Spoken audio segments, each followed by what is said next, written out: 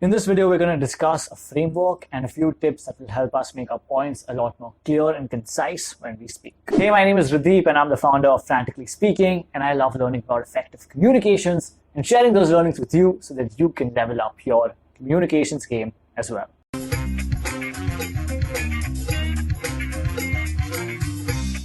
Okay, so the framework that we're going to talk about here, which should help make our points a lot more clear and concise, is the what, so what, now what framework. It essentially means starting off with the main point, telling the listener what is it that we're going to be talking about, moving on to why what we're talking about is important, and ending off with the next steps that we want us or the listener to take.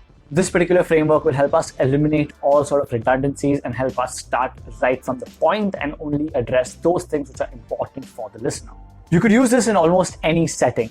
For example, if you're about to moderate a meeting, when you're starting off the meeting, this framework will help you set the agenda in a very concise and clear manner. This is how it can go. Hey everyone, this meeting is for the pitch presentation that we have coming up next week. This is a very important presentation for us since the client that we're pitching to is of a very high ticket size, and winning this client will be the key to achieving our targets. Let's start by stating the main challenge that we have to address and then go around the room and discuss some thought starters. And this can be used in multiple scenarios, even in one-to-one settings. An example of you addressing your boss or somebody who doesn't have enough time with this particular framework would be this. Hey boss, there's been a problem in negotiating the contract for the client we last pitched our services to. They've had a change in management and have completely shifted their expectations from what they wanted from us. I'm letting you know this because this is a very prestigious client and I wanted to keep you in the loop of the process in case things tend to get out of hand.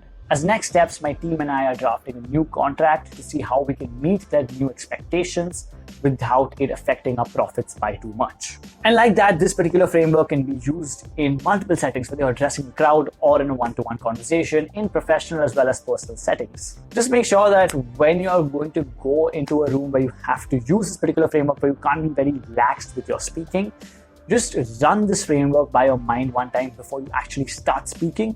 It'll help you start with the most important points and prioritize your way downwards. Okay, and now we're going to go over some tips that will help us make our points a lot more clear and concise, regardless of whether we use this framework or no. These are things that we can practice in our everyday lives, which will not only help us speak a lot more clearly, but which will help make our communication a lot more effective. If you're conscious of the fact that you tend to ramble on, letting people who are close to you, your close colleagues, your close friends, to cut you off when you tend to get a little redundant in your speaking is a great way to cut down on the amount that you're speaking and to speak in a much more concise manner. I recently did this for a colleague of mine who tends to ramble on and on phone call conversations. And after he did this about 5 to 6 times, a few of us just started telling him when he was talking too much and how he could cut down and just get straight to the point. In a few weeks' time, he got a lot more conscious about this and now tends to speak quite to the point. The second thing that we can do is to practice editing. If you're a writer, you'll be familiar with rewriting, redrafting, and editing all your pieces of writing. And the same principles that apply to writing editing can be used for verbal communication as well. Using short sentences, removing redundancies or repetitions, and avoiding words like in order to or currently or to start with. And by keeping these basic editing principles in mind, we'll really be able to reduce our explanations and get straight to the point. And the third and final thing is to reduce our usage of filler words. You know what these words are? So like, Reducing these words is a short way of us speaking in a lot more concise and clear manner.